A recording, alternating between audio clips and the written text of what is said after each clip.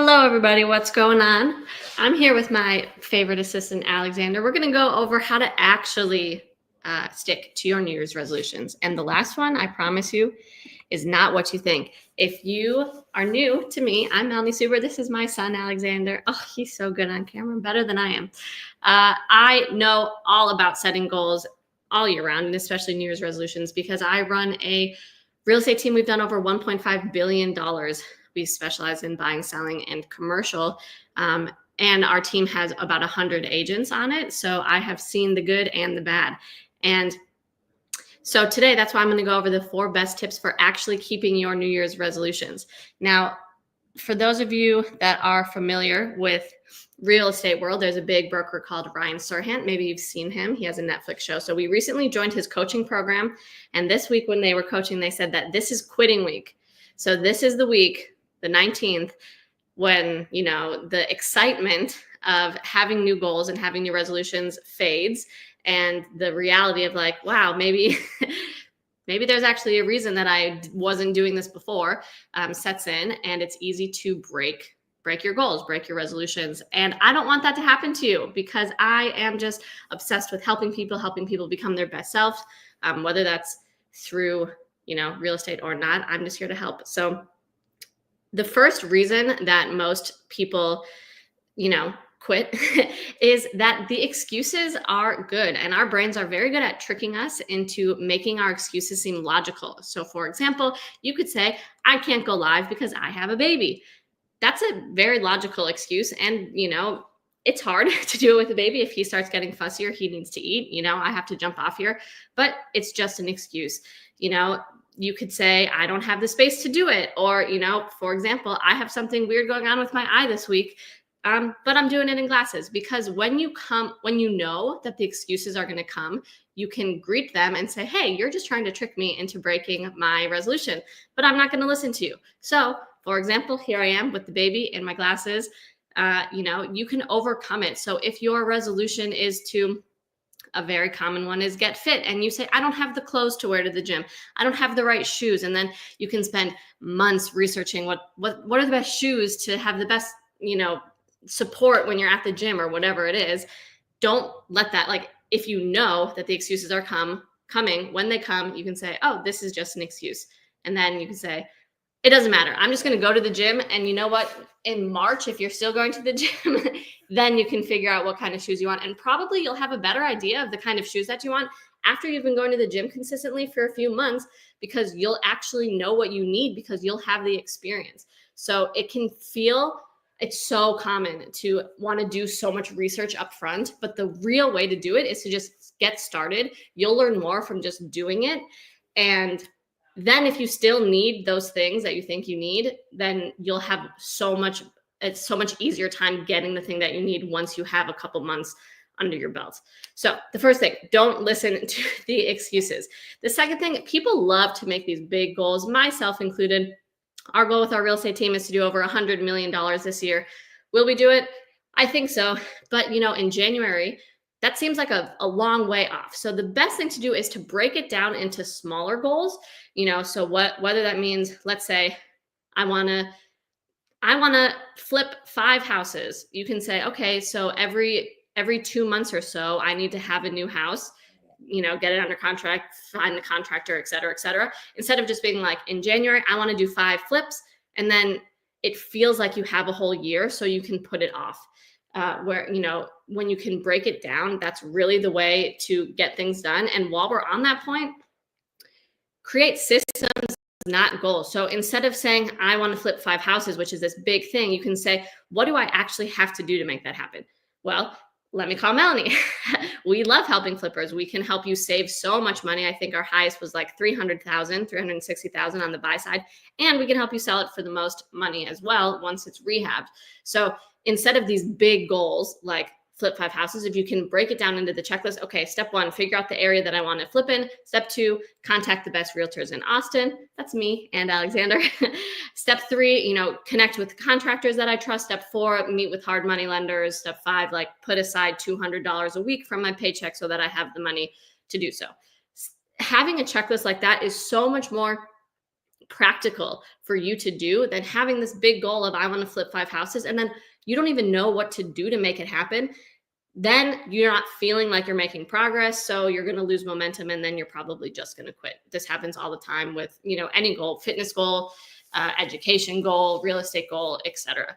So that brings us to our next. By the way, if you're enjoying this, please like, subscribe, send it to a friend. This is super timely. I just want to help create value for you guys. So send this to someone that you know that has big goals for this year and you want to help them actually achieve them. Alexander's goal is to eat my hair. Every time. So speaking of breaking down the goals is celebrating the wins. Another really important reason to break down goals is because having a big goal like flipping 5 houses, there's not that much positive reinforcement for you along the way until you flip that first house, and then you're still only 1/5 of the way to your goal. Whereas if you followed step 2 and you broke it down into smaller steps, each time you do one of those steps, you get a dopamine hit and you're positively reinforced and okay, I can do this. So whether your goal, this last one I used as a real estate example, if it's flipping 5 houses, the first thing you want to do is figure out the area. Check. I did it. Okay. Positive reinforcement. The second thing, I want to reach out to a realtor. Let me call Melanie. Check. I did it. Positive reinforcement. You're getting a dopamine boost. You have to use the way that your body is designed in your favor. So instead of, again, these big goals and you're like, I'm not making any progress and it feels bad, and then you feel like you're failing, when you break it down, then you can celebrate the small wins. When you celebrate the small wins, you're feeling good, you're feeling positive about yourself, you can keep going. So again, a lot of people set fitness goals this time of year. If it's like lose 10 pounds, if you break that down to I'm going to go to the gym 3 times a week, and then every time you go to the gym, you celebrate it. And even you don't have to stay at the gym. You can break it down even more. Every time you just walk in the door, you celebrate it. Then again, you're changing your identity, your integrity changes and your self-confidence changes because you're reinforcing to yourself, I'm the kind of person that does what I say I'm going to do. So, for this, I wanted to go live. Jordan said, try to do 20 minutes. Jordan's my husband and business partner. If you don't know, I'm just going to jump on. It's my first time doing it with Alexander. I didn't know how it would go. If I came live for 2 minutes, it was still a win for me because the goal was just to go live. The goal wasn't to go live for an hour and have 100 comments and have 10 people reach out and try to buy and sell real estate with us. Although if all of those things happened, I would be super, super happy. But I follow my own advice. You need to break it down and set realistic goals for yourself because the positive momentum that you get from achieving the goals will change your identity and change your dopamine and your serotonin levels, which are the feel-good chemicals, to make you want to keep going.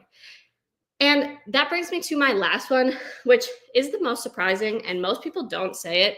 If you're just jumping on, I'm talking about how to actually keep your New Year's resolutions this year. The first one is don't let yourself listen to the excuses.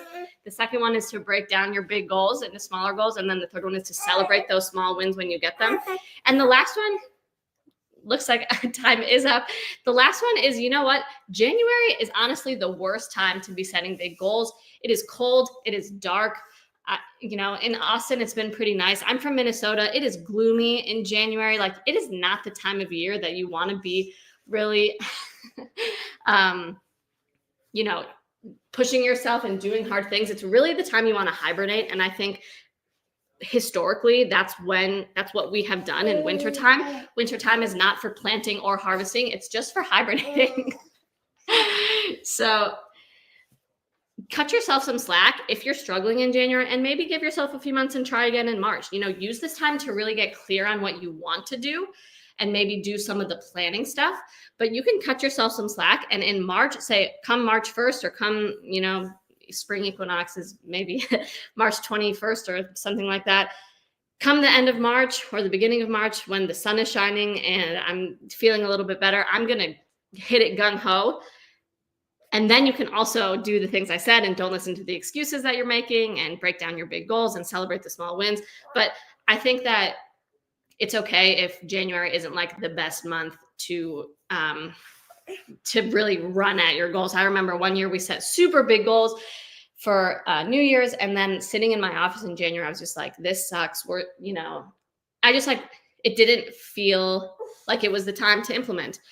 And then look, come Q2, we were hitting all of our milestones even faster. So I think it's totally okay to cut yourself some slack, use this time, like I said, to really get clear on what you want and the planning, and then start implementing and doing all the action steps in a couple months. So that's my cue. Alexander's getting tired. Thanks for jumping in. A quick recap, the 4 ways to actually keep your New Year's resolutions this year.